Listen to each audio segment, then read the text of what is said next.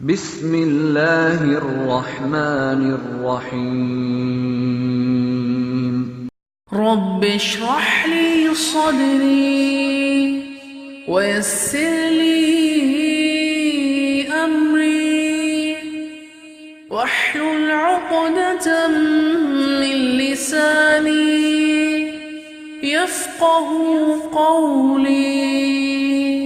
إن الحمد لله نحمده ونستعينه ونستغفره ونعوذ بالله من شرور أنفسنا وسيئات أعمالنا من يهده الله فلا مضل له ومن يضلل فلا هادي له وأشهد أن لا إله إلا الله وحده لا شريك له وأشهد أن محمدا عبده ورسوله أما بعد.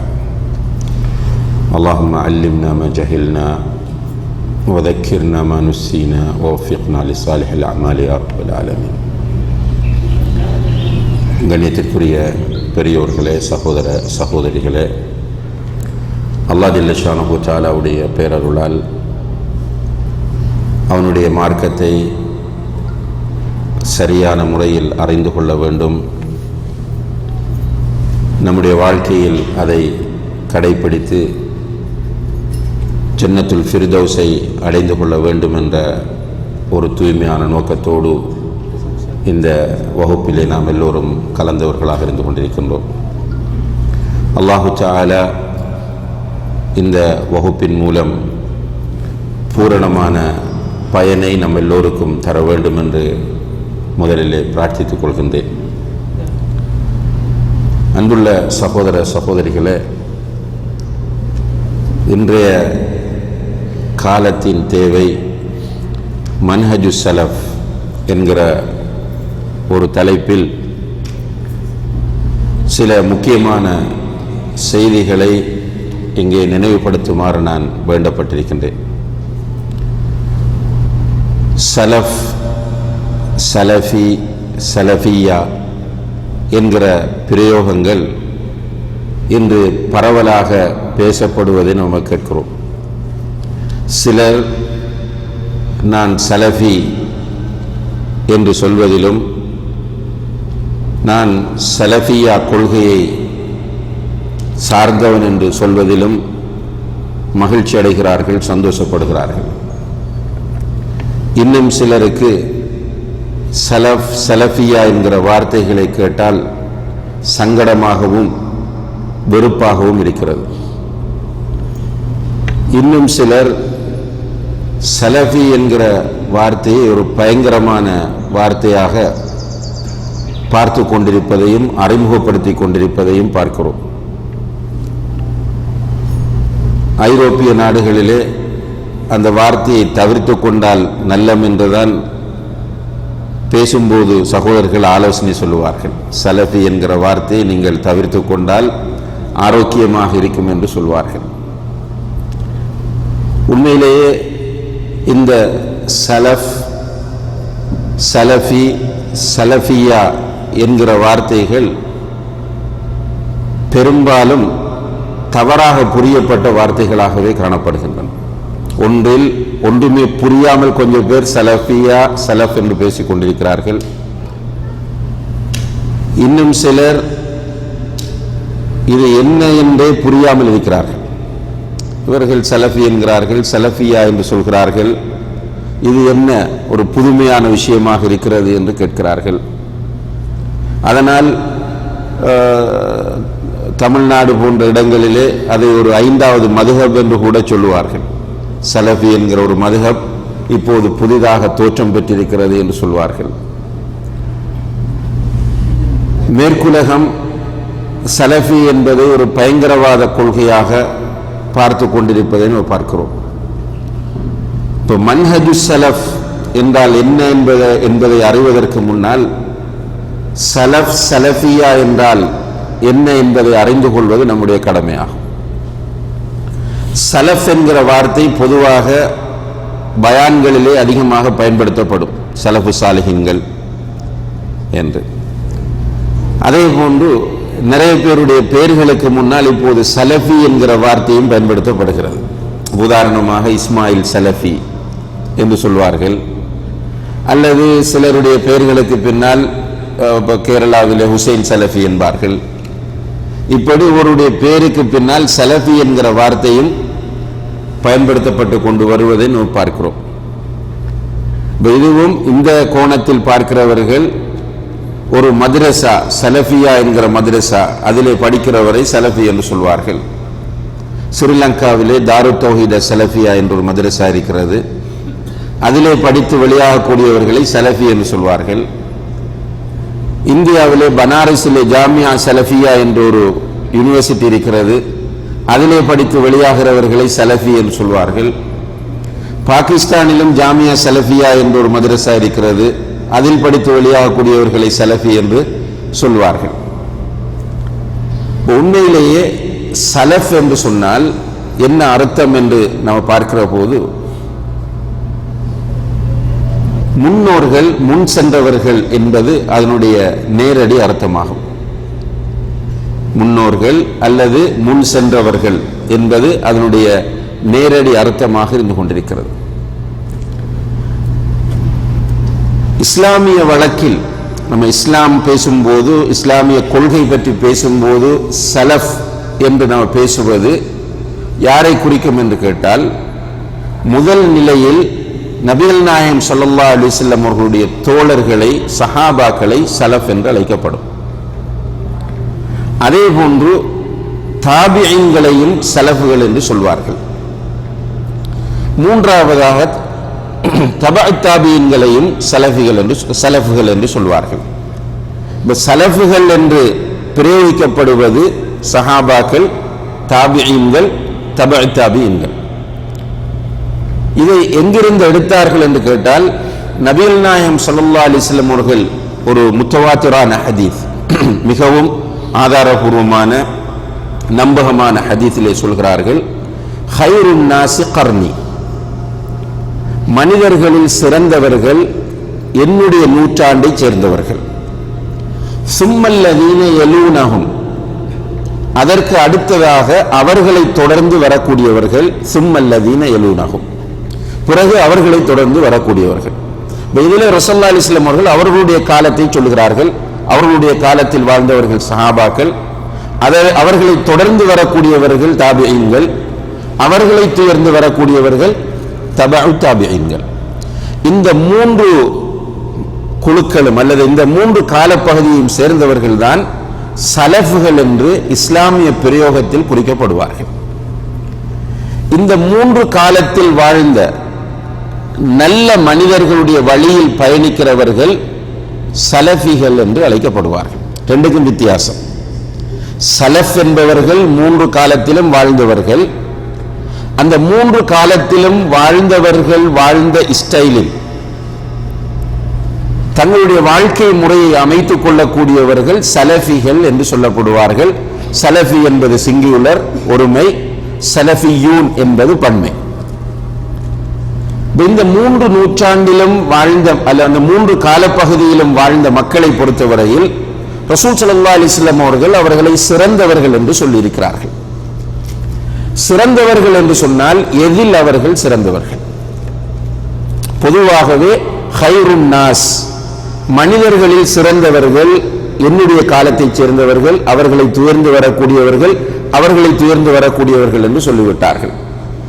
எதில் என்பதை ரசூல் ஸல்லல்லாஹு அலைஹி வஸல்லம் அவர்கள் குறிப்பிடவில்லை.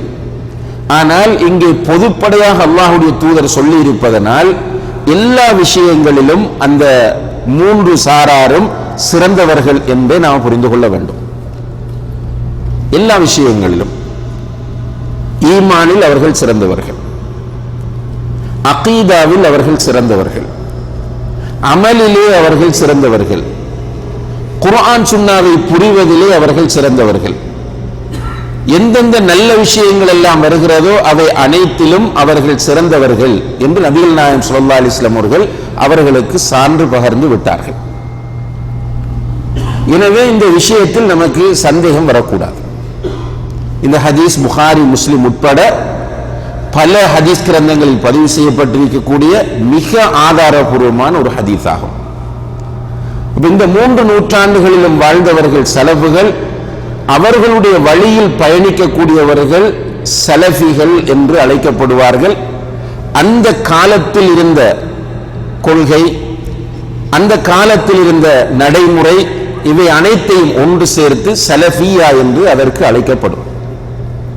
உங்களுக்கு இதுல தெளிவு ஒன்று கிடைத்திருக்கும் என்று நினைக்கிறேன். ஸலஃப் என்றால் யார், ஸலஃபி என்பவர் யார், ஸலஃபியா என்றால் என்ன என்பது. அன்புள்ள சகோதர சகோதரிகளே, இப்ப சில நேரங்களில் இது நமக்கு தேவையா என்ற ஒரு கேள்வி எழலாம். இந்த ஸலஃப் என்பதும் ஸலஃபியா என்பதும் ஸலஃபி என்பதும் நமக்கு தேவையா என்று. உண்மையிலேயே இன்றைக்கு அல்லாஹ்வுடைய உதவியால் இஸ்லாமை பொறுத்தவரையில் மிகப்பெரிய ஒரு எழுச்சி ஏற்பட்டிருக்கிறது. அல்ஹம்துலில்லாஹ்.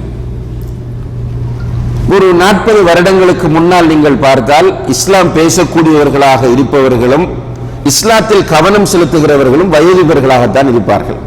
அதிலும் குறிப்பாக நம்முடைய நாடுகளிலே, தமிழ்நாட்டிலும் இலங்கையிலும் நீங்கள் எடுத்து பார்த்தால் அங்கே வெள்ளிக்கிழமை ஜும்மாவுக்கு போகிறவர்கள் வயோதிபர்களாக இருப்பார்கள்.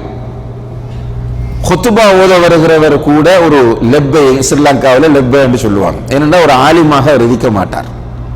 அரபு தமிழில் எழுதப்பட்ட புத்தகங்களை படிப்பார், அல்லது தமிழில் தொகுக்கப்பட்ட ஏதாவது ஒரு புத்தகத்தை எடுத்துக்கொண்டு போய் மிம்பரில் வைத்து வாசிப்பார். பயான்கள் என்று நடந்தால் என்ன நடக்கும் என்றால், மீலாது விழா மேடைகளில் பயான் பண்ணுவார்கள். அது யார் பண்ணுவார் என்று எல்லாரும் பண்ணுவார்கள். முஸ்லிம் தான் பண்ண வேண்டும் என்ற அவசியம் கிடையாது. யாரெல்லாம் நல்ல பேச்சாற்றல் உள்ளவர்கள் இருக்கிறார்களோ அவர்களை கொண்டு வந்து மேடைகளில் ஏற்றி பயான் பண்ண வைப்பார்கள். வேறு விசேட பயான்கள் என்றெல்லாம் எதுவுமே இருக்காது. சில நேரங்களில் ரமலான் காலங்களில் ஒரு சில இடங்களில் பயான் பண்ணுகிற நிலைமை இருக்கும். அதுவும் எதுவுமே புரியாத பயான்களாகத்தான் இருந்து கொண்டிருந்தன. ஆனால் இன்றைக்கு நீங்கள் பார்க்கும்போது மாஷா அல்லாஹ், ஒவ்வொரு வீட்டுக்கும் ஒரு ஆலிம் என்று சொல்லக்கூடிய அளவுக்கு, அல்லது ஒரு குடும்பத்தில் ஒரு ஆலிம் என்று சொல்லக்கூடிய அளவுக்கு ஆலிம்கள், மௌலவிகளுடைய எண்ணிக்கை அதிகரித்திருக்கிறது. மார்க்கத்தில் கவனம் செலுத்துகிற வீதம் மிக அதிகரித்திருக்கிறது. மார்க்கத்தை படிக்கிற நிலை கூடியிருக்கிறது. பெண்கள் மார்க்கத்தை கற்றுக்கொள்ளக்கூடிய வேகம் அதிகரித்திருக்கிறது. மாஷா அல்லாஹ். ஆனால் எவ்வளவு அதிகமாக மார்க்கம் பற்றி பேசப்படுகிறதோ அவ்வளவு அதிகமாக நமக்கு மத்தியிலே கருத்து வேறுபாடுகளும் பிரச்சனைகளும் இருந்து கொண்டிருக்கின்றன. ஒவ்வொருவரும் ஒவ்வொரு சிந்தனை பிரிவுகளை ஆதரித்துக் கொள்கிறார்கள். அவர்கள் சார்ந்திருக்கிற பிரிவுதான் சரியானது என்ற நிலைப்பாட்டிற்கு அவர்கள் வந்து விடுகிறார்கள். அதனால் அடுத்தவர்களை அவர்கள் நேரடியாகவோ அல்லது மறைமுகமாகவோ வழிகெடுத்துக் கொண்டே இருப்பார்கள். பொதுவாக களத்திலே நாம் பார்க்கக்கூடிய ஒரு பரவலான விஷயம். யாரிடமாவது போய் மற்றவர்களை பற்றி கேட்டால் உடனே என்ன சொல்லுவார்கள் என்றால், அவர் வழிகேடர் என்பார். அவர் பிழையான கொள்கையில் இருக்கிறார், தவறான கொள்கையில் இருக்கிறார் என்று சொல்லுவார். இந்த நேரத்தில் ஓரளவு இஸ்லாமிய அறிவு உள்ளவர்களை தவிர மற்ற பொதுமக்கள் எல்லோரும் குழம்பி போகிறார்கள். நிறைய பேர் பேசும்போது, ஏன் நீங்கள் ஒன்றுபட மாட்டீர்களா, நீங்கள் ஏன் இப்படி போட்டு எங்களை குழப்புகிறீர்கள், மார்க்கத்தின் மீது எங்களுக்கு வெறுப்பை உண்டாக்குகிறீர்கள் என்று ஆதங்கப்படுகிற நிலையை இன்று பரவலாக எல்லா இடங்களிலும் பார்க்கிறோம். உண்மையிலேயே எந்த கொள்கை சரியானது என்று பிரித்தறிய முடியாத ஒரு குழப்பமான நிலைக்கு மக்கள் தள்ளப்பட்டிருக்கிறார்கள். இந்த நிலையிலிருந்து விடுபடுவதற்கு தான் மன்ஹஜு ஸலஃப் அவசியம் என்கிற தலைப்பு நமக்கு இங்கே தரப்பட்டிருக்கிறது. உண்மையிலே இந்த பிரச்சனைகள் எல்லாவற்றிற்கும் தீர்வாக அமையக்கூடியது மன்ஹஜு ஸலஃப். ஸலஃபுகள் பயணித்த வழியில் பயணிப்பது. மன்ஹஜ் என்றால் வழி. ஸலஃபுகள், இப்ப ஸலஃபுகள் என்று நான் சொல்லுகிற போதெல்லாம் உங்களுக்கு சஹாபாக்கள், தாபிஈன்கள், தபஅ தாபிஈன்கள் மனதிலே பதிந்துவிட வேண்டும். இப்ப மன்ஹஜு ஸலஃப் என்றால் சஹாபாக்கள் பயணித்த வழியில் பயணிப்பது, தாபிஈன்கள் பயணித்த வழியில் பயணிப்பது, தபஅ தாபிஈன்கள் பயணித்த வழியில் பயணிப்பது. இந்த 3 காலப்பகுதியையும் சேர்ந்தவர்கள் பயணித்த வழியில் பயணித்தால் நிச்சயமாக அவர் நேர்வழியில் இருப்பார்.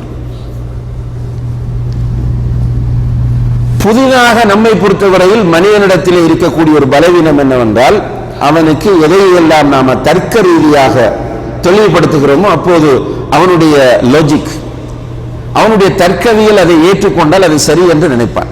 இது மனிதனிடம் இருக்கிற ஒரு பலவீனம். அதனால் சில நேரங்களில் ஏதாவது ஒரு கொள்கையை தர்க்க ரீதியாக நிரூபித்து காட்டும் போது அந்த கொள்கை சரி என்று அதற்கு பின்னால் மக்கள் போய்விடுவார்கள். உதாரணமாக ஸ்ரீலங்காவிலே ஒருவர் வந்து சொன்னார், எங்களுடைய ஊரிலே அல்லாஹ் எல்லா இடங்களிலும் இருக்கிறான் என்று சொன்னார். எல்லா இடங்களிலும் எல்லோருக்குள்ளும் அல்லாஹ் இருக்கிறான். ஹுலூல் வல் இத்திஹாத் என்று அந்த கொள்கைக்கு சொல்வார்கள், அல்லது வஹ்தத்துல் வுஜூத் என்று சொல்வார்கள். அவரிடத்தில் அதற்கு நீங்கள் எப்படி இதை சொல்லுகிறீர்கள் என்று கேட்கும் போது அவர் தர்க்க ரீதியான சில நியாயங்களை முன்வைத்தார்.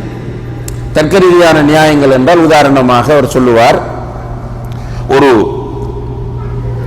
வீட்டை காண்பித்து இது என்ன என்று கேட்டால் வீடு என்று சொல்லுவோம்.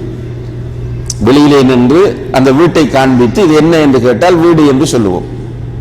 அதன் உள்ளே சென்று டோரை தொட்டு இது என்ன என்று கேட்டால் டோர் என்று சொல்லுவோம். அதே போன்று உள்ள போய் பர்னிச்சர்ஸை காண்பித்து இது என்ன என்று கேட்டால் இது பர்னிச்சர்ஸ் என்று சொல்லுவோம். எலக்ட்ரிசிட்டி ஐட்டங்களை காண்பித்து இது என்ன என்று கேட்டால் அதற்கு ஒரு பெயர் சொல்லுவோம்.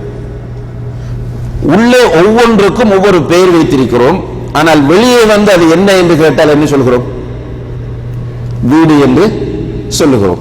அதே போன்றுதான் இந்த உலகத்தில் ஒவ்வொன்றுக்கும் ஒவ்வொரு பெயர், மனிதன், மிருகம், பறவை, வானம், பூமி. ஆனால் எல்லாவற்றையும் மொத்தமாக பார்த்தால் எல்லாம் அல்லாஹ் தான் என்பது அவருடைய வாதம். இந்த லாஜிக், அவர் முன்வைக்கக்கூடிய இந்த வாதம் சரி என்று யாருக்கு படுகிறதோ அவர்கள் அவருக்கு பின்னால் போகிறார்கள். அப்போ சிலர் வந்து சொல்லுவார்கள், அல்லாஹ் 7 வானங்களுக்கு மேலே அர்ஷின் மீது உயர்ந்திருக்கிறான்.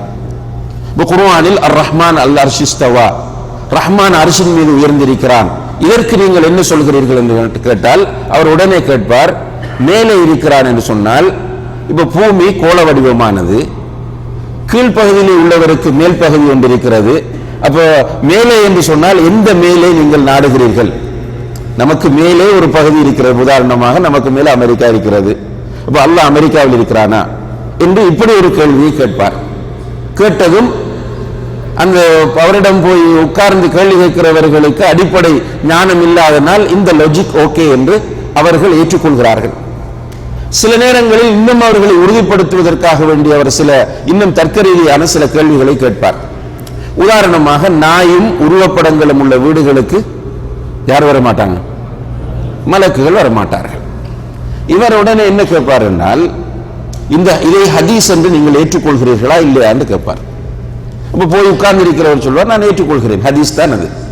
நாயும் உருவப்படங்களும் உள்ள வீடுகளுக்கு மலக்குகள் வரமாட்டார்கள். உடனே அவர் கேட்பார், உயிரை கைப்பற்றுவது யார் என்று கேட்பார். நம்ம என்ன சொல்லுவோம்? மலக்கு. நாயும் உருவப்படமும் உள்ள வீட்டில் உயிர்கள் கைப்பற்றப்படுகின்றனவா இல்லையா? என்ன சொல்லுவார் போனவர்? மூத்து இடம்பெறுகிறது. அப்ப அந்த உயிரை கைப்பற்ற வந்தது யாரு? மலக்கு. அப்ப நாயும் உருவப்படமும் உள்ள வீட்டுக்கு மலக்கு வரமாட்டார் என்றால் இந்த வீட்டில் உயிரை கைப்பற்றியது யார்? இப்ப இவர் உட்கார்ந்திருக்கிறவர் தடுமாறுவார். தடுமாறியதும் அவர் உடனே என்ன சொல்லுவார் என்று கேட்டால், இதுதான் இந்த ஆலிம்கள் உங்களை குழப்புகிற இடம். குர்ஆன் ஹதீஸுக்கு பாத்தினான ஒரு அர்த்தம் இருக்கிறது. பாத்தின் என்றால் உள்ளார்ந்த ஒரு அர்த்தம் இருக்கிறது, லாஹிரான வெளிப்படையான ஒரு அர்த்தம் இருக்கிறது. பாத்தினான அர்த்தங்களை மகான்கள் தான், சூஃபி மகான்களால் மாத்திரம்தான் அறிய முடியும். மஅரிஃபாவுடைய நிலை அடைந்தவர்களால் தான் அறிய முடியும். இந்த ஷரியாவுடைய உலமாக்கள் வந்து இதை புரிய மாட்டார்கள், அதனாலதான் அவர்கள் உங்களை குழப்புகிறார்கள் என்று சொன்னதும் இவர்களுக்கு பின்னாலும் ஒரு கூட்டம் போகிறது. போய் அந்த கூட்டம் என்ன சொல்கிறது என்றால், நாங்கள் தான் சத்தியத்தில் இருக்கிறோம், எங்களுடைய கொள்கை தான் சத்தியம், மற்ற எல்லோரும் வழிகேடு.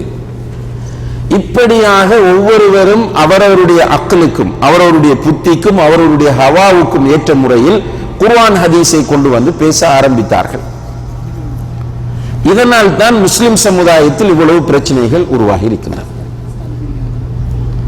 இஸ்லாத்தின் அடிப்படை மூலாதாரங்கள், கண்ணியத்திற்குரிய சகோதர சகோதரிகளே, குர்ஆன் ஹதீஸ். இன்றைக்கு நீங்கள் பார்க்கலாம், இயக்கங்களாக தரீகாக்களாக நம்முடைய சமுதாயம் பிரிந்து போயிருக்கிறது. ஒவ்வொரு இயக்கமும் ஒவ்வொரு தரீக்காவும் ஒவ்வொரு கூட்டமும் நாங்கள் தான் சத்தியத்தில் இருக்கிறோம் என்று வாதிட்டும் கொண்டிருக்கிறார்கள். அதற்கு சார்பாக உலமாக்களும் வந்து மேடைகளிலே பேசுகிறார்கள். பொதுமக்களை பொறுத்தவரையில் பொதுமக்கள் குழம்பி போகிறார்கள். இப்ப மன்ஹஜ் ஸலஃப் என்றால் என்ன என்று கேட்டால், குர்ஆனையும் ஹதீஸையும் அந்த 3 நூற்றாண்டிலும் வாழ்ந்தவர்கள் எப்படி புரிந்தார்கள் என்ற அந்த புரிதலை முற்படுத்துவதுதான் மன்ஹஜ் ஸலஃப் ஆகும். நல்லா புரியுங்க. இப்ப நீங்கள் ஒரு தரீக்காவிடம் போய் நீங்கள் இவர்களை பற்றி என்ன சொல்கிறீர்கள் என்று கேட்டால் அவங்க என்ன சொல்லுவாங்க? அவர்கள் வழிகேட்டில் இருக்கிறான்னு சொல்லுவாங்க. நேரடியா நெருக்கமா நீங்க பழகி பார்த்தால் இப்ப பல இயக்கங்கள் இருக்கின்றன தாவா களத்தில். இந்த இயக்கவாதிகளிடம் போய் நீங்க தனியே உட்கார்ந்து மற்ற இயக்கத்தை பற்றி நீங்கள் என்ன சொல்லுகிறீர்கள் என்று கேட்டால் நிச்சயமாக ஒவ்வொரு இயக்கத்தினரும் அடுத்த இயக்கத்தை வழிகெடுத்துக் கொண்டே இருப்பார்கள். அவர்கள் வழிகேடு தவறாக போகிறார்கள். இந்த நேரத்தில் நம்ம எப்படி முடிவெடுப்பது எது சரி என்று?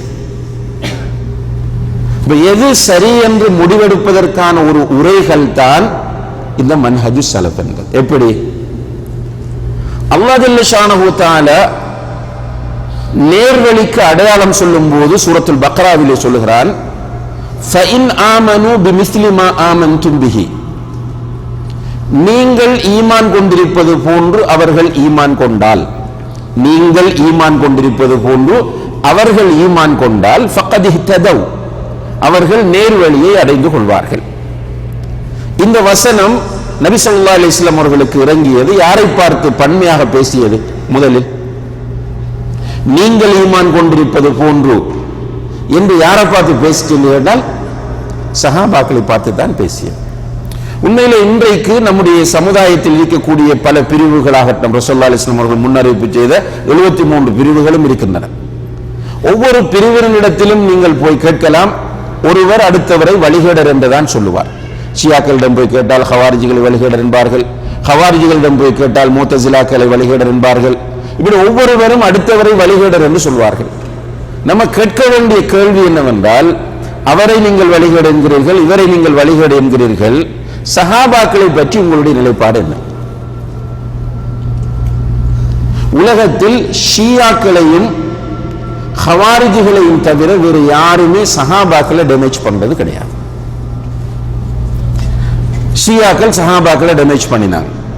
7 சஹாபாக்களை தவிர மற்ற அனைத்து சஹாபாக்களும் முர்த்தத்துகளாகி விட்டார்கள் என்று சொன்னார்கள். நஅூது பில்லாஹ்.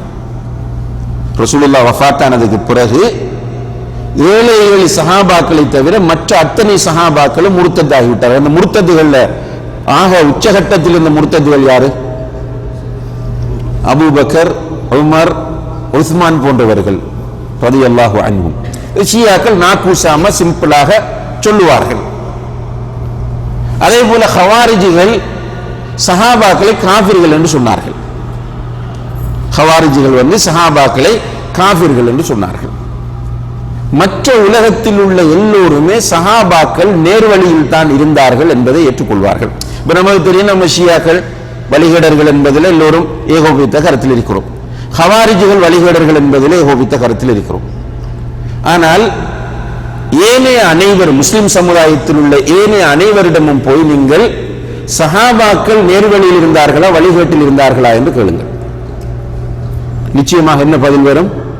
நேர்வழியில் இருந்தார்கள் என்றுதான் பதில் வரும். அப்படியாக இருந்தால் அந்த சஹாபாக்கள் குர்ஆனையும் ஹதீஸையும் எப்படி புரிந்து கொண்டார்களோ அப்படி புரிவது நேர்வழியா, அல்லது நம்முடைய மௌலவிகளும் நம்முடைய ஷேக்மாரும் புரிந்து தெளிவுபடுத்துகிற முறை நேர்வழியா என்று கேட்டால் எந்த முறை நேர்வழியா இருக்கும்? சஹாபாக்கள் புரிந்து கொண்ட முறைதான் நேர்வழியாக இருக்கும். ஈமானை பொறுத்தவரையில் அன்புள்ள சகோதர சகோதரர் அதுதான் அடிப்படை.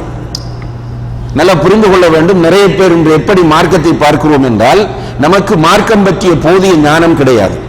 ஒருவர் தொழ வேண்டும், வட்டி சாப்பிடக்கூடாது, விபச்சாரம் செய்யக்கூடாது, நல்ல பண்பாடுகளோடு இருக்க வேண்டும், இப்படி இருந்து கொண்டார் அவர்தான் பெர்ஃபெக்ட் முஸ்லிம், ஒரிஜினல் முஸ்லிம் என்கிற நிலையில் தான் இன்று நம்மில் நிறைய பேர் இருந்து கொண்டிருக்கிறோம். அப்படியானவர்களைத்தான் நாம் பாராட்டுகிறோம், வாழ்த்துகிறோம். அவர்கள் தான் நமக்கு முன்மாதிரி முஸ்லிம்கள் என்றும் சொல்லுகிறோம். ஆனால் உண்மையான முஸ்லிம் என்பவன் யார் என்று கேட்டால், தெளிவான ஈமானோடும் உறுதியான அகீதாவோடும் இருப்பவன் தான் உண்மையான முஸ்லிம் ஆகும். நல்லா புரிந்து கொள்ளுங்கள். ஒரு மனிதனுடைய வெற்றி தோல்வியை தீர்மானிப்பது என்பது அவன் ஏற்றுக்கொண்டிருக்கக்கூடிய கொள்கைதான். அவனுடைய கொள்கையில் களங்கங்கள் இருக்குமாக இருந்தால் அவன் நிச்சயமாக தோல்வி அடைவான். அந்த கொள்கையில் அவன் தெளிவாகவும் உறுதியாகவும் இருக்க வேண்டும். தொழுகிறான் என்பதற்காக வேண்டி சொர்க்கம் போக முடியாது.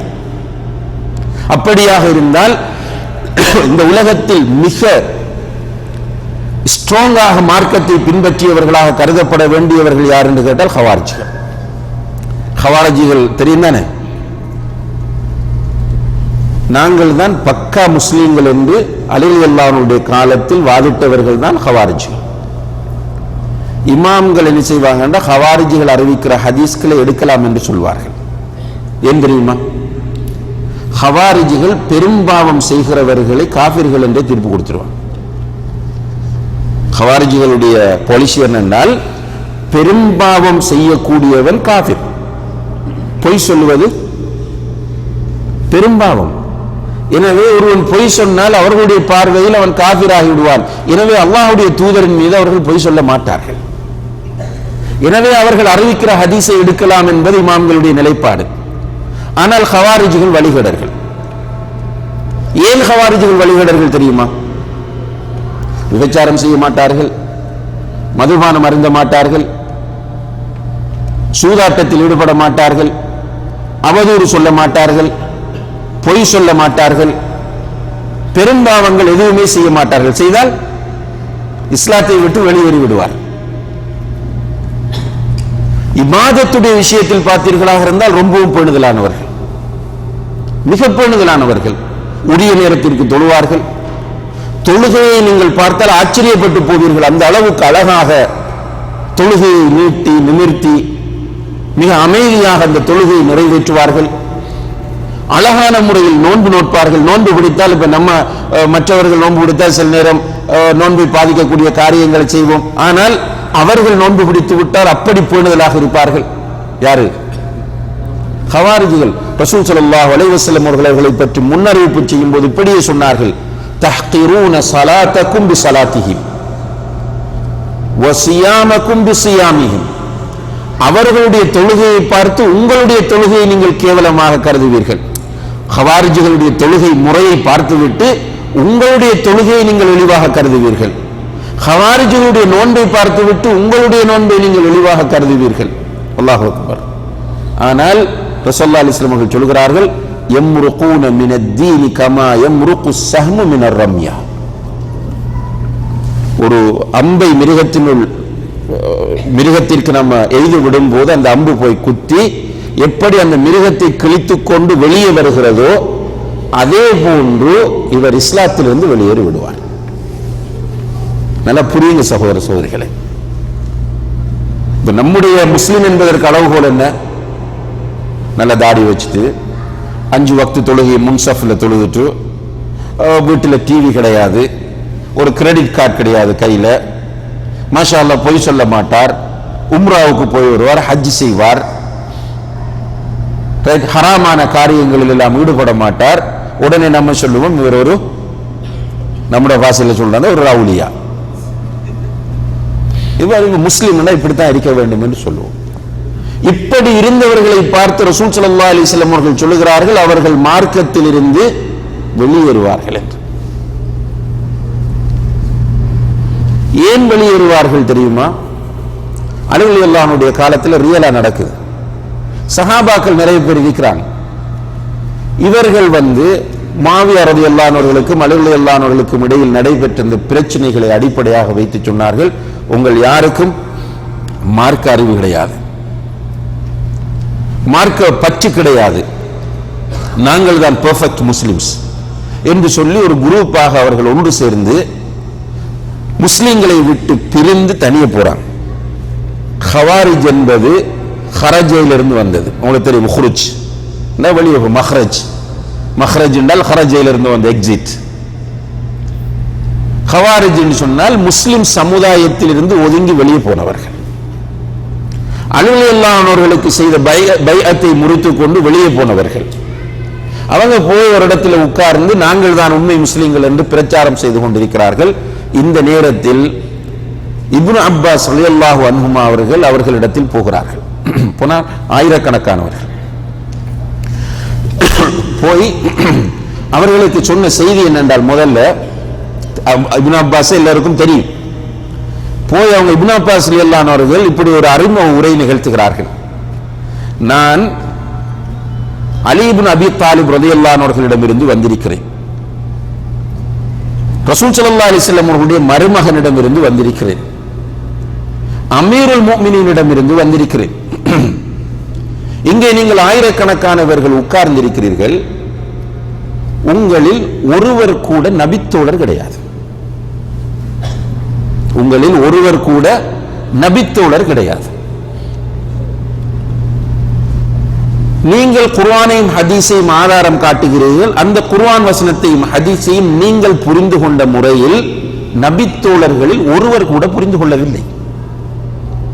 இப்னு அப்பாஸ் ரலியல்லாஹு அவர்கள் வைத்த ஆர்கியூமெண்ட் தான். இதை நல்லா புரிந்து கொண்டீர்களாக இருந்தால் நிறைய பிரச்சனைக்கு உங்களுக்கு தீர்வு கிடைத்துவிடும். மிக அழுத்தம் திருத்தமாக உறுதியாக சொன்னார்கள், நீங்கள் குர்ஆன் ஹதீஸை ஆதாரம் காட்டித்தான் எங்களிலிருந்து பிரிந்து வந்திருக்கிறீர்கள். இங்கே ஆயிரக்கணக்கான மக்கள் நீங்கள் உட்கார்ந்திருக்கிறீர்கள், உங்களுக்கு மத்தியில் ஒரு நபித்தோழர் கூட இல்லை.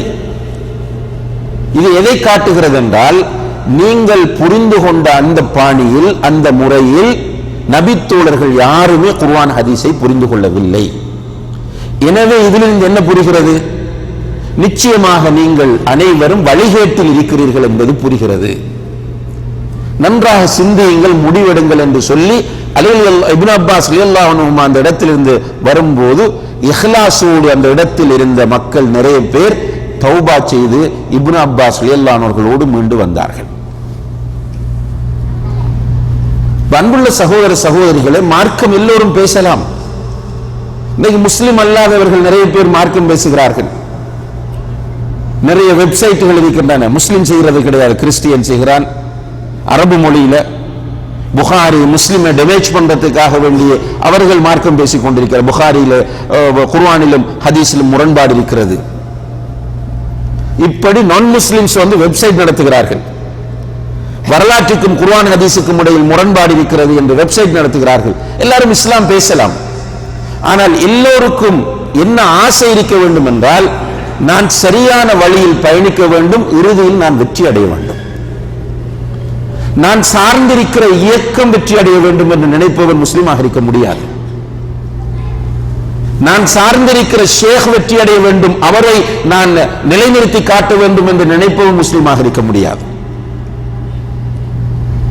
ஒரு உண்மையான முஸ்லிமை பொறுத்தவரையில் நான் வெற்றி அடைய வேண்டும். இந்த உலக வாழ்க்கை அவனை பொறுத்தவரையில் கொஞ்ச காலம், மிக சொற்ப காலம். ரசூலுல்லாஹி அலைஹி வஸல்லம் அவர்கள் சொன்னார்கள், அமாரு உம்மதி மா பைன 60 வ 70. என்னுடைய சமுதாயத்தின் வயது 60க்கும் 70க்கும் இடைப்பட்டது என்று சொன்னார்கள். மேக்சிமம் இருந்தால் 60க்கும் 70க்கும் இடையில் என்றால் 65. அவ்வளவுதான் இந்த உலகத்தில் இருக்க போகிறோம். அதுவும் உலக அழிவு நெருங்கும் போது காலம் சுருங்கிவிடும் என்று சொன்னார்கள். அந்த சுருக்கத்தையும் இப்போது உணர்ந்து கொண்டிருக்கிறோம். கோடீஸ்வரர்கள், மிக படித்தவர்கள், ஆட்சியாளர்கள் என்று பல நிலையிலும் உள்ள மக்களை பார்க்கிறோம். எல்லாரும் முடிவும் கடைசியில் என்ன? மௌத். இந்த உலகத்தில் 25 வயசுல மூத்தாகிறார், 40ல மூத்தாகிறார், 52ல மூத்தாகிறார்.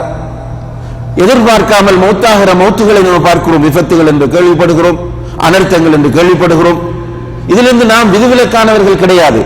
நம்ம எப்படிப்பட்டவர்களாக இருந்தாலும், நமக்கு எவ்வளவு பெரிய செல்வாக்கு இருந்தாலும், எவ்வளவு பெரிய ஆற்றல்கள் நமக்கு கொடுக்கப்பட்டிருந்தாலும் மௌத்திலிருந்து யாரும் தப்பியோட முடியாது. இந்த உலகத்தில் மிகப்பெரிய ஒரு கொடுங்கோலனாக அல்லாஹ் அடையாளப்படுத்துகிற ஒருவன் தான் ஃபிர்அவுன். அந்த ஃபிர்அவுன் அவனுடைய திமிரினால் எப்படி நடந்து கொண்டான் என்று கேட்டால், அன ரப்புக்குமுல் அலா என்று சொன்னான். உங்களுடைய மேலான கடவுள் நான் தான் என்று சொன்னான். ஒரு கட்டத்தில் அவனுடைய மந்திரி ஹாமானை பார்த்து சொல்லுகிறான், மூசா அலைஹிஸ்ஸலாம் அவர்களும் ஹாரூன் அலைஹிஸ்ஸலாம் அவர்களும் அவனிடத்தில் போய் பிரச்சாரம் செய்கிறார்கள், அல்லாஹ் 7 வானங்களுக்கு மேலே அர்ஷின் மீது உயர்ந்துள்ளான். அந்த கொள்கை அப்போதிருந்து இருக்கிறது. அல்லாஹ் 7 வானங்களுக்கு மேலே உயர்ந்திருக்கிறார் என்கிற கொள்கையை எல்லா நபிமார்களும் சொல்லி இருக்கிறார்கள். மூசா அலைஹிஸ்ஸலாம் அவர்களும் இந்த கொள்கை அவனிடத்தில் சொன்ன போது அவன் ஹாமானை பார்த்து சொல்லுகிறான், யா ஹாமான் இப்னி லி சர்ஹன் லஅல்லி அப்லுகுல் அஸ்பாப் அஸ்-ஸமாவாத் ஃபஅத்தலி இலா இலாஹி மூசா. அல்லாஹு அக்பர். ஹாமானே, வானத்தின் அளவுக்கு ஒரு கோபுரத்தை கட்டு, அதில் ஏறி போய் மூசாவுடைய கடவுளை நான் பார்க்க போகிறேன். கிண்டலாக கேலியாக சொல்லுகிறான். இப்படிப்பட்ட ஃபிரௌன் மூசா அலைஹிஸ்ஸலாம் அவர்களை கொலை செய்வதற்காக துரத்தி கொண்டு செல்கிற நேரத்தில் தான் கடல் குறுக்க இருக்கிறது. அல்லாஹு தஆலா மூஜிசாவை ஏற்படுத்துகிறான். மூசா அலைஹிஸ்ஸலாம் அவர்களிடம் சொல்லுகிறான், உடைய கையில் இருக்கக்கூடிய தடியினால் அடி என்று அடித்தார்கள். பாதை வருகிறது. அவர்கள் ஓடி போகிறார்கள். அவர்கள் நடுக்கடலை அடைகிற போது ஃபிரௌன் கரைக்கு வருகிறான். பார்க்கிறான், மூசா ஓடுகிறார். அவனுக்கு தேவை என்னென்றால் மூசா அலைஹிஸ்ஸலாம் அவர்களை கொலை செய்ய வேண்டும். எனவே அவன் இந்த ரோடு இருந்துச்சா இல்லையா எதுவுமே அவன் பார்க்கல. அதுல ஏறி ஓட ஆரம்பித்தான். மூசா அலைஹிஸ்ஸலாம் அவர்கள் அடுத்த கரையை அடைந்தார்கள். அல்லாஹ் எதற்காக பாதையை போட்டானோ நோக்கம் முடிந்து விட்டது. பாதையை எடுத்துட்டான். நடுக்கடலில் தத்தளிக்கும் போதுதான் ஃபிரௌனுக்கு ஞானம் வருகிறது. உயிர் தொண்டைக்குழியை அடைகிற நேரத்தில் சொல்லுகிறான், நான் மூசாவுடைய ரப்பை ஈமான் கொண்டேன். அல்லாஹ் சிம்பிளா கேட்டான், ஆல் ஆன. இவ்வளவு நாளும் மூசாவும் ஹாரூனும் முன்னிடம் வந்து சொன்ன போதெல்லாம் அதை கண்டுகொள்ளாமல் திமிரோடு இருந்த ஆட்சி இருக்கிறது, பணம் இருக்கிறது, மக்கள் இருக்கிறார்கள் என்கிற அந்த திமிரோடு இருந்த உனக்கு உயிர் தொண்டைக்குழியை அடைகிற போது ஆமன்து பி ரப்பி மூசா வ ஹாரூன் என்று ஞானம் வருகிறதா? இல்லை. அல் யௌம நுனஜ்ஜீக பி பதனிக லிதகூன லிமன் கல்ஃபக ஆயா. உனக்கு பின்னால் வரக்கூடியவர்களுக்கு படிப்பினையாக அமைவதற்காக இன்று உன்னுடைய உடலை நான் பாதுகாப்பேன் என்று அல்லாஹ் சொல்லி அன்று அவனுடைய உடலை பாதுகாத்தான். அன்புள்ள சகோதர சகோதரிகளே, நாம் தெளிவடைய வேண்டும். இன்றைக்கு நம்முடைய சகோதர சகோதரிகள் நிறைய பேர் சத்தியத்தை தேடுவது என்பது அவர்கள் சார்ந்திருக்கிற அமைப்புகளையும் இயக்கங்களையும் பிரிவுகளையும் அடிப்படையாக வைத்து அமைகிறதே தவிர நான் வெற்றி அடைய வேண்டும் என்ற சத்தியத்தை தேடுவது என்பது இல்லாமல் போய்விட்டது. இவர் குரூப்ல உள்ள ஆலிம்சா சொல்லிட்டா சரி, அதுதான் சரி. அல்லது இவருடைய இயக்கத்தை சேர்ந்த ஷேக் சொல்லிவிட்டால் அதுதான் சரி. அல்லது இவருக்கு பிடித்த ஷேக் சொல்லிவிட்டால் அதுதான் சரி, அதுதான் சத்தியம். அப்படி அல்ல. சத்தியம் என்பது எது என்று கேட்டால் குர்ஆனும் சுன்னாவும் சொல்லக்கூடிய விஷயத்தை ஸலஃபுகள் எப்படி புரிந்து கொண்டார்களோ அதுதான் சத்தியம். ஏன்னா நம்ம எல்லோருமே ஏற்றுக்கொண்டிருக்கிறோம். சஹாபாக்களை பொறுத்தவரையில் அல்லாஹ் என்ன சொல்கிறான்? ரலியல்லாஹு அன்ஹும், அவர்களை அல்லாஹ் பொருந்திக் கொண்டு விட்டான். குர்ஆனில் பல இடங்களில் அந்த சஹாபாக்களை அல்லாஹ் தஆலா சிறப்பித்து சொல்கிறான். நபிகள் நாயகம் ஸல்லல்லாஹு அலைஹி வஸல்லம் அவர்கள் சஹாபாக்களுடைய சிறப்புகளை நிறைய சொல்கிறார்கள். இந்த உம்மத்திற்கான பாதுகாப்பு சஹாபாக்கள் என்பதை ரசூலுல்லாஹி அலைஹி வஸல்லம் அவர்கள் பதிவு செய்கிறார்கள். அப்படிப்பட்ட சஹாபாக்கள் எந்த கொள்கையில் இருந்தார்கள் என்று கேட்க வேண்டும். சஹாபாக்களிடம் இல்லாத ஒரு கொள்கை எந்த பெரிய ஒரு மகானால் கொண்டு வரப்பட்டாலும் அந்த கொள்கை வழிகேடது, பித்அத். அதனாலதான் ஷியாக்களை பித்அத் என்கிறோம், ஹவாரிஜுகளை பித்அத் என்கிறோம், முஅ்தஸிலாக்களை பித்அத் என்கிறோம், ஜஹ்மியாக்களை பித்அத் என்கிறோம், ஜபரியாக்களை பித்அத் என்கிறோம், கதரியாக்களை பித்அத் என்கிறோம், பாத்தினியாக்களை பித்அத் என்கிறோம், பஹாயியாக்களை பித்அத் என்கிறோம், காதியானிகளை பித்அத் என்கிறோம், சூஃபியாக்களை பித்அத் என்கிறோம். இது சும்மா சொல்லல. இவர்கள் கொண்டு வந்த எந்த கொள்கையும் சஹாபாக்களிடத்தில் இருக்கவில்லை. முத்தஸிலாக்களுடைய கொள்கை சஹாபாக்களிடத்தில் இருக்கவில்லை. முத்தஸிலாக்கள் பகுத்தறிவை முற்படுத்தி அவர்கள் குர்ஆன் சுன்னாவை புரிந்து கொள்ள முயற்சி செய்தார்கள். குர்ஆனில் சுன்னாவில் சொல்லப்படக்கூடிய ஈமான் சார்ந்த விஷயங்கள் பெரும்பாலும் மறைவானவை. மறைவான விஷயங்களை அல்லாஹ்விடம் இருந்து வந்தது என்ற ஒரே காரணத்திற்காக நம்பியதனால் தான் சஹாபாக்கள் அப்படி உயர்த்தப்பட்டார்கள். நம்முடைய அறிவுக்கு பொருந்தவில்லை என்பதற்காக மறுக்க முடியாது. முத்தஸிலாக்கள் நிறைய விஷயங்களை மறுத்தார்கள். ஏனென்று கேட்டால் அவர்களுடைய அறிவுக்கு பொருந்தவில்லை. கபருடைய வேதனையை மறுத்தார்கள். ஏனென்ற அறிவுக்கு பொருந்தல என்று சொன்னாங்க. மியராஜை மறுத்தார்கள், அறிவுக்கு பொருந்தல என்று சொன்னாங்க. இப்படி அவர்களுடைய அறிவுக்கு பொருந்தவில்லை என்று சொல்லி நிறைய விஷயங்களை அவர்கள் மறுத்தார்கள். அதே ஸ்டைல்ல இன்றைக்கு மக்கள் இருக்கிறாங்களா இல்லையா? என்னுடைய அறிவுக்கு பொருந்த வேண்டும். என்னுடைய அறிவுக்கு பொருந்தினால் ஏற்றுக்கொள்வேன். அறிவுக்கு பொருந்தவில்லை என்றால் அது குர்ஆனும் கிடையாது, ஹதீஸும் கிடையாது. இதுதான் பித்அத், இதுதான் வழிகேடு. இப்ப மன்ஹஜு ஸலஃபை விட்டு வெளியேறுகிறார் இவர். ரசூலுல்லாஹி அலைஹி வஸல்லம் அவர்கள் மியராஜ் போய் வருகிறார்கள். மியராஜ் போய் வந்து ரசூலுல்லாஹி அலைஹி வஸல்லம் அவர்கள் அந்த செய்தியை, மியராஜ் போனது அஹ்லு சுன்னா வல் ஜமாத்தின் கொள்கையின் அடிப்படையில் உடலோடும் உயிரோடும் சென்ற ஒரு பயணம். அது சிலர் சூஃபிகள் என்ன சொல்லுவாங்கன்னா அவங்களுடைய ரூஹ் மட்டும் போய் வந்துச்சு, ஆன்மா மட்டும்தான் மியராஜ் போய் வந்துச்சு. ஆனால் உண்மை என்னவென்று கேட்டால் ரசூல் ஸல்லல்லாஹு அலைஹி வஸல்லம் அவர்கள் உடலோடும் உயிரோடும் சென்ற ஒரு பயணம் தான் மியராஜ் பயணம். அந்த பயணத்தை பற்றி ரசூலுல்லாஹி அலைஹி வஸல்லம் அவர்கள் போய் வந்து அங்குள்ள மக்களிடம் சொல்லுகிறார்கள். முஸ்லிம்களை மட்டும் அழைத்து சொல்லவில்லை. மக்காவில் இருந்த காபாவில் அந்த நேரத்தில் ஒன்று கூடியிருந்த மக்களை பார்த்து நடந்ததை சொல்லுகிறார்கள். ஜிப்ரீல் அலைஹிஸ்ஸலாம் அவர்கள் வந்தார். புராக் என்று சொல்லக்கூடிய ஒரு வாகனத்தில் என்னை ஏற்றினார். அதுக்கு முதல் காபாவுக்கு கொண்டு போய் என்னுடைய இதயத்தை பிளந்து, நெஞ்சை பிளந்து இதயத்தை எடுத்து ஜம்சம் நீரினால் அதை சுத்தம் செய்தார். அதுக்கு பிறகு புராக் என்கிற வாகனத்தில் என்னை ஏற்றிக்கொண்டு பைத்துல் முகத்தஸ் வரைக்கும் போனார். பைத்துல் முகத்தஸிலே நபிமார்கள் ஒன்று சேர்க்கப்பட்டார்கள். அந்த நபிமார்களுக்கு நான் இமாமத் செய்தேன். அதுக்கு பிறகு ஒவ்வொரு வானமாக என்னை அழைத்து சென்றார். ஒவ்வொரு வானத்திலும் நான் ஒவ்வொரு நபியை சந்தித்தேன். 7வது வானத்தில் இப்ராஹிம் அலைஹிஸ்ஸலாம் அவர்களை நான் சந்திக்கிறேன். பிறகு அதை தாண்டி போய் சித்ரத்துல் முன்தஹா வரையும் என்னை அழைத்து சென்றார். அல்லாஹ்வோடு நான் திரைக்கு பின்னால் இருந்து பேசினேன். சுவர்க்கம் எனக்கு காண்பிக்கப்பட்டது, நரகம் எனக்கு காண்பிக்கப்பட்டது. சுவர்க்கத்தில் இவைகளை எல்லாம் பார்த்தேன், நரகத்தில் இவைகளை எல்லாம் பார்த்தேன் என்று அப்படியே பட்டியலிடுகிறார்கள். இதை கேட்டுக்கொண்டு இந்த அபூ ஜஹல் முக்கிய மகிழ்ச்சி அடைந்தான். ஏன் மகிழ்ச்சி அடைந்தான்? இதை வைத்தே முகம்மது ஒரு கிறுக்கன் ஸல்லல்லாஹு அலைஹி வஸல்லம் என்பதை நம்ம ப்ரூவ் பண்ணி விடலாம், இப்படி உளறுகிறார் என்று ப்ரூவ் பண்ணலாம் என்று அபூ ஜஹல் மகிழ்ச்சி அடைந்தான். மகிழ்ச்சி அடைந்து அவன் அபூபக்கர் சித்திக் ரலியல்லாஹு அன்ஹு அவர்களை தேடி செல்கிறான். ஏனென்றால் அபூபக்கர் சித்திக் ரலியல்லாஹு அன்ஹு அவர்கள் அந்த சமூகத்தில் மிக முக்கியமான ஒரு பிரஜை. அவர்கள் ரசூலுல்லாஹி அலைஹி வஸல்லம் அவர்களை விட்டு வித்ரோ பண்ணிவிட்டால் நிறைய பேர் வித்ரோ பண்ணுவார்கள். அபூபக்கர் ரலியல்லாஹு அன்ஹு அவர்களை தேடி சென்று உன்னுடைய தோழர் என்ன பேசுகிறார் என்று உனக்கு தெரியுமா என்று கேட்டார்.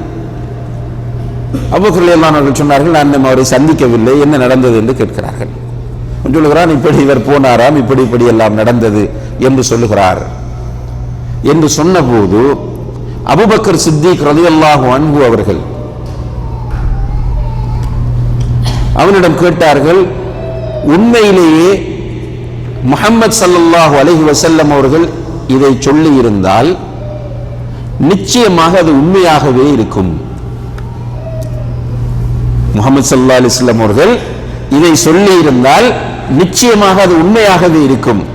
ஏனென்றால் இதைவிட பெரிய ஒரு விஷயத்தை அவர் சொல்லுகிறார், அதை நாங்கள் நம்பிக்கொண்டிருக்கிறோம். தனக்கு வானத்தில் இருந்து வஹி வருகிறது என்று சொல்கிறார், அதையே நாங்கள் ஈமான் கொண்டிருக்கிறோம் என்றால் இது எங்களுக்கு ஒரு பெரிய மேட்டர் கிடையாது என்று அபூபக்கர் சித்திக் ரலியல்லாஹு அன்ஹு அவர்கள் சொன்னார்கள். அதே நேரத்தில் அன்புள்ள சகோதர சகோதரிகளே, இந்த செய்தியை சொல்லுகிற போது சஹாபாக்கள் நிறைய பேர் அங்கே இருந்தார்கள். அவர்கள் யாருமே ரசூலுல்லாஹி அலைஹி வஸல்லம் அவர்களிடத்தில், யா ரசூலல்லாஹ், நபிமார்களுக்கு நீங்க தொழுகை நடத்தினாரா, எப்படி சாத்தியம்? நபிமார்கள் எல்லோரும் ஒவ்வொரு இடத்திலிருந்து வாழ்ந்து மௌத்தானவர்கள். அவர்கள் எல்லோரையும் ஓரிடத்தில் நீங்கள் நின்று இமாமத் செய்வதாக இருந்தால் இது அறிவுக்கு பொருந்தக்கூடிய விஷயமா? நீங்களே உங்களுக்குள் முரண்படுகிறீர்கள் என்று சஹாபாக்கள் யாரும் கேட்கல. அதுக்கு பிறகு சொல்கிறார்கள், 1வது வானத்தில் இன்னார் ஆதம் அலைஹிஸ்ஸலாம் அவர்களை பார்த்தேன், 2வது வானத்தில் இவரை பார்த்தேன், 3வது வானத்தில் இவரை பார்த்தேன், 6வது வானத்தில் மூசாவை பார்த்தேன், 7வது வானத்தில் இப்ராஹிமை பார்த்தேன் என்று ரசூலுல்லாஹி அலைஹி வஸல்லம் சொல்லும் போது, யா ரசூலல்லாஹ், என்ன விளையாடுகிறீர்கள்? எல்லோரும் அங்கே தொழுவிட்டதாக நீங்கள் வேறு சொல்லுகிறீர்கள். பிறகு உங்களோடு சேர்ந்தா வந்தார்கள் அல்லது உங்களுக்கு முன்னர் போய் சேர்ந்தார்கள், எப்படி போனார்கள் என்கிற ஒரு கேள்வியும் சஹாபாக்கள் கேட்கவில்லை. சுவர்க்கத்தில் இதை பார்த்தேன், நரகத்தில் இதை பார்த்தேன் என்று சொல்லும் போது, யா ரசூலல்லாஹ், சுவர்க்க நரகம் எப்போது கொடுக்கப்படும்? சுவர்க்கத்தின் தீர்ப்பும் நரகத்தின் தீர்ப்பும் எப்போது வழங்கப்படும்? சொர்க்கத்திற்குள் இவரை எப்படி நீங்கள் பார்த்தீர்கள், நரகத்திற்குள் நீங்கள் இவரை எப்படி பார்த்தீர்கள்? ஒரு கேள்வி கேட்கல. ரசூல் ஸல்லல்லாஹு அலைஹி வஸல்லம் அவர்கள் சொன்னவைகளை எல்லாம் அப்படியே நம்பினார்கள். ரசூலுல்லாஹ்வை நம்பிவிட்டால், நல்லா புரியுங்க நான் சொல்ற பாயிண்ட், ரசூலுல்லாஹ்வை நம்பிவிட்டால் அவர்கள் சொல்வது எல்லாமே உண்மைதான். அதுல டவுட் வரக்கூடாது. இதான் மன்ஹஜுஸ் ஸலஃப். இந்த மன்ஹஜுஸ் ஸலஃபில் நீங்கள் எந்த கேள்வி கேட்டாலும் சரி. அதனாலதான் இமாம் மாலிக் ரஹ்மத்துல்லாஹ் எப்பொழுவர்? இமாம் மாலிக் என்பவர் ஹிஜ்ரி எத்தனாம் நூற்றாண்டு? 2ஆம் நூற்றாண்டை சேர்ந்தவர். ஹிஜ்ரி 2ஆம் நூற்றாண்டை சேர்ந்தவர். இமாம் மாலிக் ரஹ்மத்துல்லாஹ் அவர்கள் மிகப்பெரிய ஒரு இமாம். எல்லோருக்கும் தெரியும். முவத்தா என்கிற ஹதீஸ் கிரந்தத்தை தொகுத்து தந்தவர். அஹ்லு சுன்னா வல் ஜமாத் உலமாக்களால் ஏற்றுக்கொள்ளப்பட்ட ஒரு இமாம். அந்த இமாம் அவர்கள் மஸ்ஜித் நபவியிலே கிளாஸ் எடுத்துக் கொண்டிருக்கும் போது ஒருவர் வருகிறார், வந்து கேட்கிறார், அர் ரஹ்மான் அலல் அர்ஷிஸ்தவா, குர்ஆனில் ரஹ்மான் அர்ஷின் மீது உயர்ந்துள்ளான் என்று வருகிறது, எப்படி உயர்ந்திருக்கிறான் என்று கேட்கிறார்.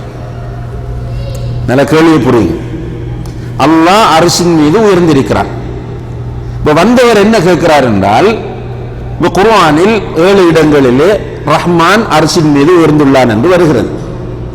இந்த ரஹ்மான் அர்ஷின் மீது உயர்ந்துள்ளான் என்று வந்தால் எப்படி உயர்ந்திருக்கிறான் என்று கேட்கிறார்.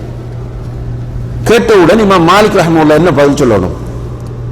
எப்படி உயர்ந்திருக்கிறான் என்ற பதிலை சொல்ல வேண்டும். இமாம் மாலிக் என்ன சொன்னார்கள் தெரியுமா? அல் இஸ்திவா மஅலூம்.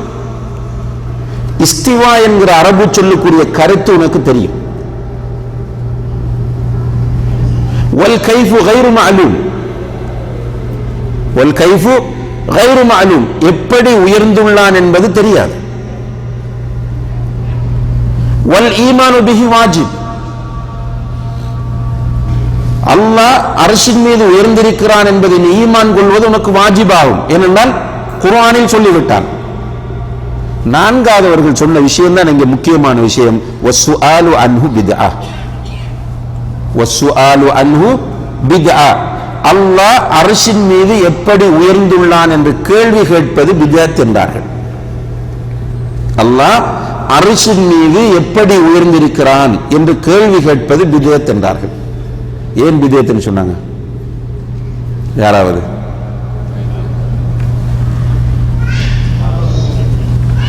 இப்படி ஒரு கேள்வியை சஹாபாக்கள் ரசூலுல்லாஹி அலைஹி வஸல்லம் அவர்களிடம் கேட்கவில்லை.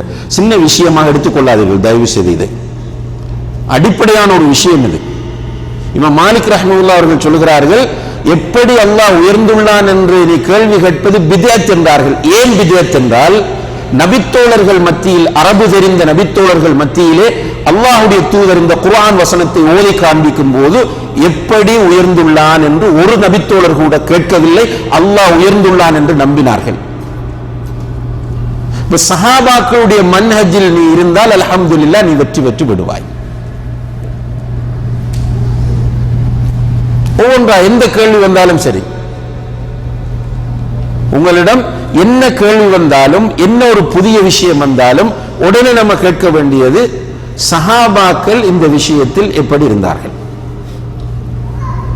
உதாரணமாக அன்புள்ள சகோதர சகோதரிகளே, அல்லாஹு தஆலா இரவின் 3வது பகுதியில்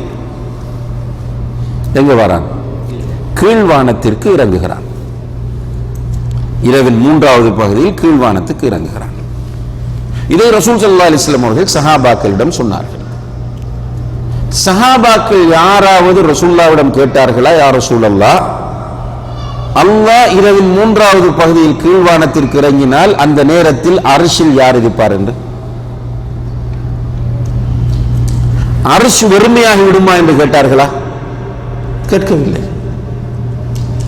அல்லாஹ் கீழ்வானத்திற்கு இறங்கினா எப்படி இறங்குவான் என்று கேட்டார்களா? கேட்கவில்லை. அல்லாஹ் கீழ்வானத்திற்கு இறங்கினால் இரவின் 3வது பகுதி தொடர்ச்சியாக பூமியில் இருந்து கொண்டே இருக்கும். 24 மணி நேரமும் இரவின் 3வது பகுதி பூமியில் இருக்குமா இல்லையா? இருந்து கொண்டே இருக்கும். அப்படியாக இருந்தால் அல்லாஹ் கீழ்வானத்தில் இருக்கிறானா, அரிசில் இருக்கிறானா? இப்படி சஹாபாக்கள் கேள்வி கேட்டாங்களா? இல்லை. இப்ப சஹாபாக்கள் ரசூல் ஸல்லல்லாஹு அலைஹி வஸல்லம் அவர்கள் சொன்னதை நம்பினார்கள், அதுக்கு மேல அவங்க போகல. இதுதான் மன்ஹஜு ஸலஃப். சஹாபாக்கள் எப்படி நம்பினார்களோ அப்படி நாமளும் நம்பிட்டு போனால் பிரச்சனை இல்லை. அப்படி இல்லாமல் ஒவ்வொன்றுக்கும் நாம் விளக்கம் சொல்ல ஆரம்பித்தால், நான் ஆரம்பத்தில் சொன்னேனே அந்த வஹ்தத்துல் வஜூத் பேசினவர் என்ன சொன்னார்? நாயும் உருவப்படங்களும் உள்ள வீட்டுக்கு மலக்குகள் வரமாட்டார்கள். எனவே உன்னுடைய வீட்டில் மரணம் ஏற்படுகிறது என்றால் அங்கே எப்படி மலக்கு வந்தார்? நாய் உள்ள உருவப்படம் உள்ள உன்னுடைய வீட்டுக்குள் ஒருவர் மரணிக்கிறார் என்றால் எப்படி அங்கே மலக்கு வந்தார் என்று இப்படி ஒவ்வொருவராக கேள்வி கேட்க ஆரம்பித்தால் என்ன நடக்கும்? நிச்சயமாக தெளிவாக வழிகேடு என்பது உறுதியாகிவிடும். அப்ப என்ன புதிய கொள்கை வந்தாலும் நம்ம உடனே கேட்க வேண்டியது, சஹாபாக்களிடம் இந்த கொள்கை இருந்ததா? சஹாபாக்கள் இந்த குர்ஆன் வசனத்தை எப்படி புரிந்தார்கள்? உதாரணமாக ஒரு குர்ஆன் வசனம் வருகிறது, வஹுவல்லாஹு ஃபிஸ் ஸமாஇ வஃபில் அர்த், வஹுவல்லாஹு ஃபிஸ் ஸமாஇ வஃபில் அர்த். அவன்தான் வானத்திலும் அல்லாஹ் பூமியிலும் அல்லாஹ். இப்போ பேசுறாங்க அந்த வசனத்தை வைத்து என்றால், அல்லாஹ் வானத்திலும் இருப்பான் பூமியிலும் இருப்பான். அல்லாஹ் வானத்திலும் இருப்பான் பூமியிலும் இருப்பான். இப்ப இந்த கருத்தை நீங்கள் ஏற்றுக்கொள்வீர்களா? குர்ஆன் வசனம் தான் ஆதாரம். குர்ஆன்ல தான் தெளிவா சொல்லப்பட்டு வஹுவல்லாஹு ஃபிஸ் ஸமாஇ வஃபில் அர்த், அவன்தான் வானத்திலும் அல்லாஹ் பூமியிலும் அல்லாஹ். இந்த குர்ஆன் வசனத்தை வைத்து ஒருவர் பயான் பண்ணுகிறார், அல்லாஹ் வானத்திலும் இருப்பான் பூமியிலும் இருப்பான். நீங்க என்ன செய்வீங்க? உடனே உங்களோட கொள்கையை மாற்றிக் கொள்ளுவீங்க. அல்லாஹ் வானத்திலும் இருப்பான் பூமியிலும் இருப்பான், எனவே தூணிலும் இருப்பான் துரும்பிலும் இருப்பான் எல்லா இடங்களிலும் இருப்பான். அப்படி மாற்றுவீங்களா? என்ன நீங்க கேள்வி கேட்க வேண்டும், இந்த வசனத்தை சஹாபா பெருமக்கள் எப்படி புரிந்தார்கள் சொல்லுங்க. இந்த வசனத்தை சஹாபா பெருமக்கள் எப்படி புரிந்தார்கள் என்று கேளு. அவங்க எப்படி புரிந்தாங்க? வானத்தில் வணங்கப்படுகிறவனும் அவன்தான், பூமியில் வணங்கப்படுகிறவனும் அல்லாஹ் தான். வானத்தில் யார் அல்லாஹ்வை வணங்குகிறார்கள்? மலக்குகள். எனவே வானத்தில் வணங்கப்படுகிறவனும் அவன்தான், பூமியில் வணங்கப்படுகிறவன், பூமியில் உள்ள மக்கள் ஜின்கள் அவனை வணங்குகிறார்கள். எனவே பூமியில் வணங்கப்படுகிறவன் அவன் தான். இதுதான் அதனுடைய கருத்து. இப்ப தர்ஜுமாவை வைத்து அவர் இப்படி பேசும்போது உடனே நம்ம அல்லாஹ் வானத்திலும் இருப்பான் பூமியிலும் இருப்பான் என்று எடுக்கக்கூடாது. அதே போல வஹுவ மஅக்கும் ஐனமா குன்தும், நீங்கள் எங்கிருந்தாலும் உங்களோடு அவன் இருப்பான். நீங்கள் எங்கிருந்தாலும் அவன் உங்களுடன் இருப்பான். இப்ப உடனடியாக அல்லாஹ் எல்லோரோடும் இருப்பான், தூணிலும் இருப்பான் துரும்பிலும் இருப்பான். நம்ம என்ன கேட்கணும்? இந்த வசனத்தை சஹாபாக்கள் எப்படி புரிந்து கொண்டார்கள்? அகீதாவோடு, ஸ்பெஷலாக அகீதா ஈமானோடு தொடர்பான எந்த ஒரு விஷயம் வந்தாலும் அதுதான் நம்முடைய அடிப்படை. ஈமான் இருந்தால், ஈமான் என்று சொல்றது சரியான ஈமான் இருந்தால் நிச்சயமாக அவர் ஈடேற்றம் பெறுவார். கத் அஃப்லஹல் முஃமினூன், அல்லாஹ் சொல்கிறான் முஃமின்கள் நிச்சயமாக வெற்றி பெறுவார்கள். வெற்றி வேண்டும் என்றால் சரியான ஈமான் வேண்டும். நான் மூமின் என்று சொல்கிற எல்லோரும் மூமின்கள் கிடையாது, நான் முஸ்லிம் என்று சொல்லுகிற எல்லோரும் முஸ்லிம்களும் கிடையாது. ரசூலுல்லாஹி ஸல்லல்லாஹு அலைஹி வஸல்லம் சொன்ன இப்படியானவர்கள் நரகம் போவார்கள். வ இன் ஸஅம அன்னஹு முஸ்லிம், அவன் ஒரு முஸ்லிம் என்று தன்னை நினைத்துக் கொண்டிருந்தாலும் பிரச்சனை இல்லை, அவன் நரகம் போவான். அப்ப உண்மையான சரியான ஈமான் நம்மிடத்தில் வர வேண்டும் என்பதுதான் அடிப்படை. மீண்டும் சொல்கிறேன், ஹவாரிஜுகளை போன்று இஸ்லாத்தை அளவுகோலாக கொள்ளாதீர்கள். தொழுகையாளி, நோன்பாளி, பொய் பேசுவதில்லை, வட்டியோடு தொடர்பு இல்லை, பேங்க்ல அக்கவுண்டே கிடையாது, கிரெடிட் கார்டு யூஸ் பண்ணுவதில்லை, பெர்ஃபெக்ட் பெரிய தாடியோடு இருக்கிறார் இல்ல. ஒரு மனிதனுடைய அக்கீதா தான் மிக முக்கியமானதாகும். நம்முடைய சமுதாயத்தில் நிறைய பேருக்கு போய் சேராத மெசேஜ் இது. குத்துபாக்கள் தொடர்ந்து என்னத்தை பேசிட்டு இருக்கிறோம்? அமலை பத்தி பேசுறோம், அஹ்லாக்கை பத்தி பேசுறோம். பேசக்கூடாது என்று நான் சொல்லவில்லை. அமலை பற்றி அஹ்லாக்கை பற்றி நிறைய பேசப்படுகிறது. என்ன மாற்றம்? என்ன மாற்றத்தை காண்றோம்? மின்பர்களில் தொழுகையை பற்றி நிறைய பேசப்படுகிறது. உண்மையிலேயே நிறைய நிகழ்ச்சிகளில் நான் நிறைய சகோதரர்களோடு தனிமையில் உட்கார்ந்து முஹாசபா என்கிற அந்த அமைப்பிலே செய்யும் போது கேட்டிருக்கிறேன், உங்களில் தொழுகையை விடாமல் பேணுதலாக உரிய நேரத்தில் ஜமாத்தோடு, நியாயமான காரணங்கள் இருந்தால் ஜமாத்தை விடுறது வேற விஷயம், நியாயமான காரணம் இல்லாமல் ஜமாத்தோடு தொழக்கூடியவர்கள் கையை தூக்குங்கன்னா நிறைய பேர் இல்லை. அதே போன்று தொழுகையை விடாமல் தொழக்கூடியவர்கள், உரிய நேரத்தை விட்டு பிற்படுத்தாமல் தொழக்கூடியவர்கள், எப்போதாவது நீங்க தொழுகையை விட்டு தான் இருப்பீங்க கேலஸா. ஒரு சும்மா பயணத்தில் அல்லது வீட்டில் ஒரு ஃபங்க்ஷன்ல அல்லது ஊர்ல ஒரு நிகழ்ச்சியில ஒரு இன்சிடென்ட் நடக்கும் போது அது தொழுகை, அந்த டைம்ல தொழுகை முக்கியம் இல்லை. ஆபீஸ்ல கொஞ்சம் வேலை போல கூடிட்டால் புறவை பார்த்துக்கலாம்னு தொழுகை விடக்கூடியவர்கள் நிறைய பேர். ஆனால் நான் சொல்றதெல்லாம் யாருன்னா தொழுகையாளிகள். இது இல்லாத பெரிய ஒரு கூட்டம் இல்லை. ஊர்ல எல்லாம் ஜும்மாவுக்கு வரக்கூடியவர்கள் 1000 பேர் 2000 பேர் வருவார்கள். அந்த 1000-2000 அன்றைய நாள் ஒரு ஊர் ஒரு 5000 பேர் உள்ள ஒரு ஊர்ல ஜும்மாவுக்கு போனீங்க என்றால் பெரும்பாலும் ஊர்ல இருக்கிற 5000 பேரும் ஜும்மாவுக்கு வந்திருப்பாங்க. ஒரு பள்ளியோ 4 பள்ளியோ. அதே ஊர்ல நீங்கள் அன்றைக்கு அசர் தொழுகை போய் பாருங்க, ஆக்கள் இருக்காது. என்ன பிரச்சனை என்று கேட்டால், இந்த அஹ்லாக்கை பற்றியும் இபாதத்தை பற்றியும் வலியுறுத்தி பேசிக்கொண்டே இருக்கிறோமே தவிர அஹ்லாக்கையும் இபாதத்தையும் நம்மிடத்தில் கொண்டு வர வேண்டிய அகீதாவை பற்றி பேசுவதில்லை. உண்மையிலேயே தொழுவது யாருக்காக தொழுகிறோம்? அல்லாஹ்வுக்காக. முதலில் அல்லாஹ் யார் என்று தெரிய வேண்டும். தொழுவதற்கு முன்னால் ஒருவருடைய இபாதத்தில் 3 அடிப்படைகள் இருக்க வேண்டும். ஒருவருடைய இபாதத்தில் 3 முக்கியமான அடிப்படைகள் இருக்க வேண்டும், உசூல். முதலாவது அஸ்ல் என்று கேட்டால் அல் மஹப்பா. இரண்டாவது அடிப்படை என்று கேட்டால் அல் ஹவுஃப். மூன்றாவது அடிப்படை என்றால் அர் ரஜா. இந்த 3 அடிப்படைகளோடு ஒரு இபாதத் செய்யப்படும் போதுதான் அந்த இபாதத் பெர்ஃபெக்டான இபாதத்தாக இருக்கும்.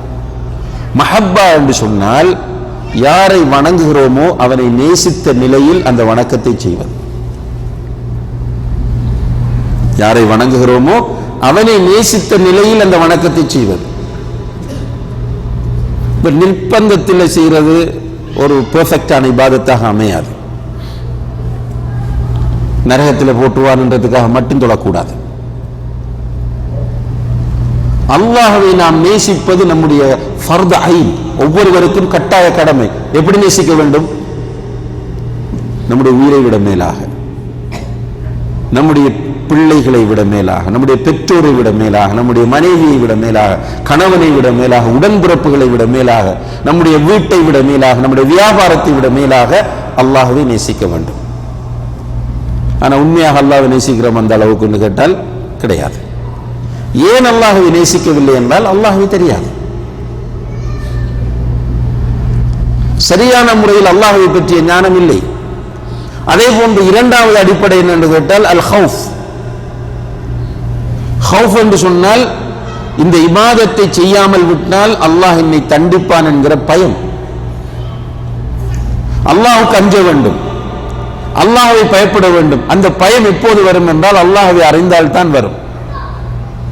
மூன்றாவது விஷயம் அர் ரஜா.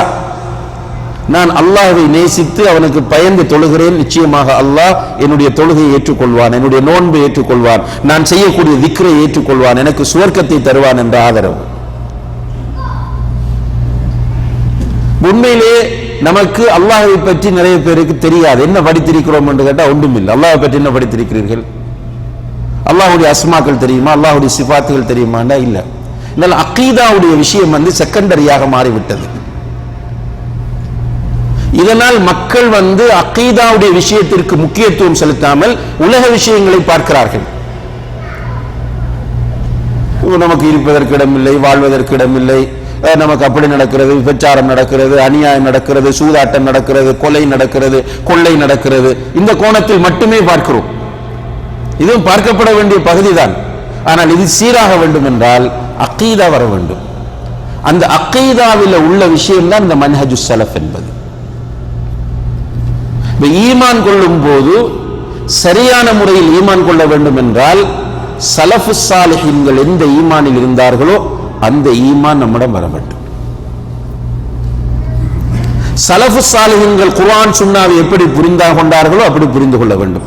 எந்த பெரிய மகானா இருக்கலாம், பெரிய முஃப்தியாக இருக்கலாம், அல்லாமத்து குல்லியாக இருக்கலாம், நமக்கு மிக நேசமானவராக இருக்கலாம், நாம் ஜாஹிலியத்திலும் வழிகேட்டிலும் இருந்தபோது நமக்கு நேர்வழியை காட்டி தந்தவராக இருக்கலாம்.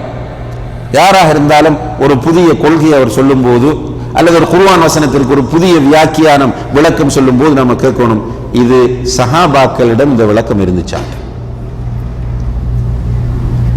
இருந்துச்சுன்னா காண்பீங்க, இருந்தால் அல்ஹம்துலில்லாஹ். அப்படி விளக்கம் இல்லையா, தயவு செய்து இந்த விஷயத்தை யார்கிட்டையும் சொல்லாது. ஏனென்றால் இது வழிகேடு, இது பித்அத். இதுதான் சகோதரர்களே மன்ஹஜு ஸலஃப் என்பது. உண்மையிலே இந்த மன்ஹஜில் பயணிப்போமா இருந்தால் எல்லோரும் ஒன்றுபடலாமா இல்லையா? இயக்கங்களாக இருக்க வேண்டிய அவசியம் இல்லை, அல்லது மௌலவிகளுக்கு பின்னால் போக வேண்டிய அவசியம் இல்லை. எல்லோரும் இந்த மன்ஹஜை ஏற்றுக்கொண்டே ஆக வேண்டும். ஏனென்றால் அவர்கள் அல்லாஹ்வினால் நற்சான்று வரப்பட்டவர்கள், அல்லாஹ்வுடைய தூதரினால் போற்றப்பட்டவர்கள், சுவர்க்கத்தை கொண்டு நன்மாராயம் கூறப்பட்டவர்கள். நாமும் மனச்சாட்சியோடு ஏற்றுக்கொள்கிறோம் அவர்கள் நேர்வழியில் இருந்தார்கள் என்று. எனவே அவர்களிடம் இருந்த அந்த ஈமான், அவர்களிடம் இருந்த அந்த இபாதத், அவர்களிடம் இருந்த அந்த கொள்கை நம்மிடமும் வர வேண்டும். இதுதான் மன்ஹஜு ஸலஃப் என்பது. இந்த மன்ஹஜை நாம் எல்லோரும் சரியான முறையிலே புரிந்து கொண்டு அதில் பயணிப்போமாக இருந்தால் நிச்சயமாக வெற்றி பெறுவோம். எனவே அன்புள்ள சகோதர சகோதரிகளே, இதை புரிந்து கொள்ள முயற்சி செய்ய வேண்டும். இதற்காக நேரம் ஒதுக்க வேண்டும், படிக்க வேண்டும். நம்முடைய சிந்தனைகளில் ஊட்டப்பட்டிருக்கிற பின்னூட்டல்கள் அகற்றப்பட வேண்டும்.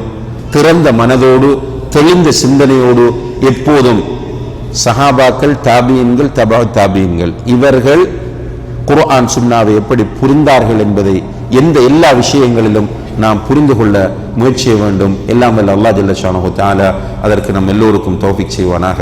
வ ஆகிரு தஅவானா அனில் ஹம்துலில்லாஹி ரப்பில் ஆலமீன். வஸ்ஸலாமு அலைக்கும் வரஹ்மத்துல்லாஹி